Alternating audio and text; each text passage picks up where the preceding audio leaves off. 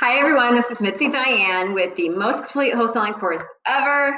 And today I'm going to show you how to pick the right neighborhoods for wholesaling. I've noticed some people that are beginning in wholesaling think it's a distressed property, not a distressed seller, and they'll get the two confused. And so they'll pick out a bad neighborhood that has a lot of houses that are broken down and look vacant and need some help. And they'll be thinking these are the ones to go for. And I want to show you why they're not and how to actually pick the right neighborhoods so you're not wasting your time sending out bad deals and just wasting your time trying to lock up properties that you shouldn't be going after.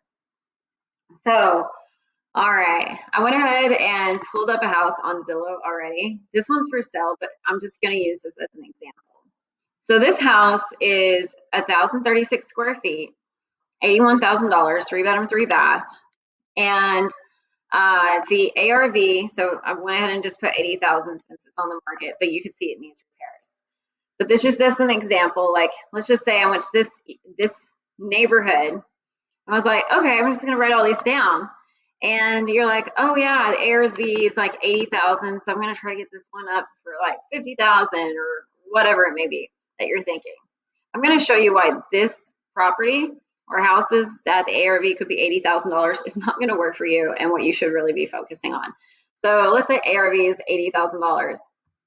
Now you are trying to sell the property at 70% of ARV minus repairs to a rehab buyer in a traditional wholesale deal. So let's go ahead and do this. So 80% times 70%, and most of these homes are older homes. So they almost need $50 a square foot in repairs. And the older they are, the more repairs they're going to need. And so you may even have, if it's before 1950, you may have to redo all the electrical, which usually includes redoing all the drywall.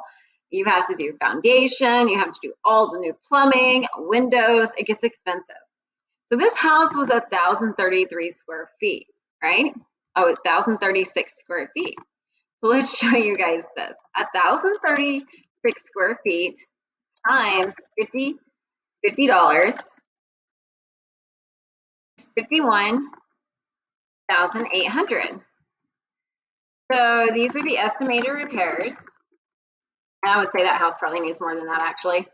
And this is the 70% of the ARV. You always want to do the 70% of the ARV before you subtract the repairs. This is what you could sell it for to a buyer. $4,200. Now, what you would need to get it for from the seller is 65% of ARV minus repairs. So we're going to do 80% times 60%.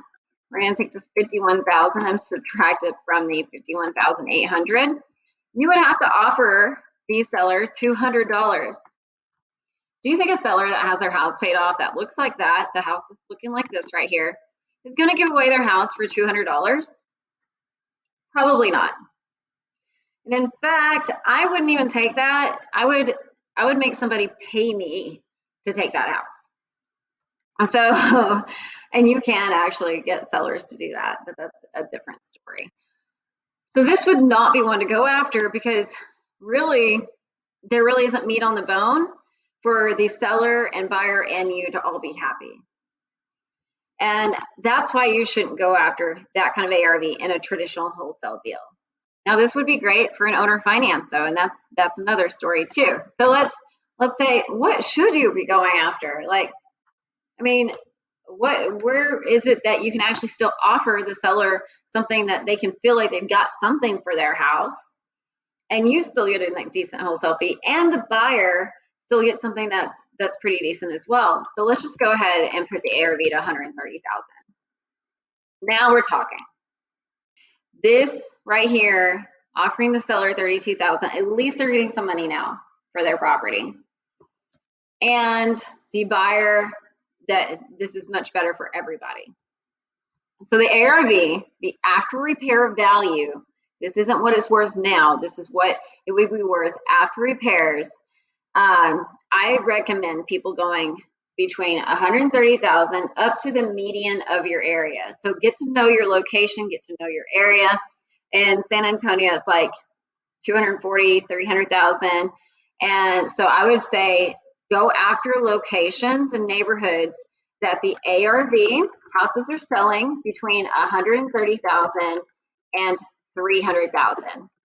These houses, usually when they hit the market, they go pretty fast. So a rehabber, that's what they're looking for. They don't want their houses to sit on the market. They want to keep things going. And I'm going to show you guys, now that you know what ARV you should be going after, now we're going to look at Zillow and let's say, okay, we're going to go to your area, your city, whatever it may be. Let's just say it's Houston. Okay. We're going to pull in Houston, and then you just go to, if you want to go close to where you are, you can even go close to where you are and say, okay, is this really where I should be focusing? You can see these houses right here are 699, 549, 1 million. I'm not going to be worried about that area, of course, because that won't fit my traditional wholesale model. So I'm going to go around and just see what ones are under $300,000. So here we go. Here's an area.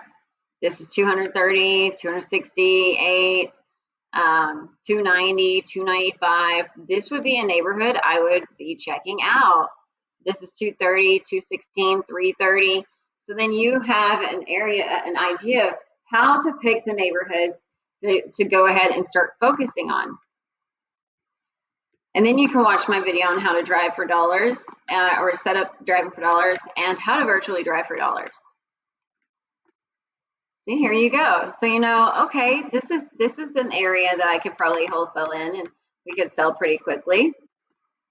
And then you just keep on just looking around and seeing, okay, and then you write down these neighborhoods, figuring them out. So let's just say we're going to go ahead and click on this. And this is new construction. But you can go to your county appraisal district, okay? So you're going to go to your county appraisal district of your area, and this is Houston. So we're going to go to Houston County Appraisal District, and that would be, I already know it's Harris. And you just type it in, so Harris Appraisal District, the appraisal district, okay? So Harris County Appraisal District, and you're going to go to property search, quick search. They all look a little different, and then we're going to search by address. This one right here is 212 Sylvester, or 112 Sylvester.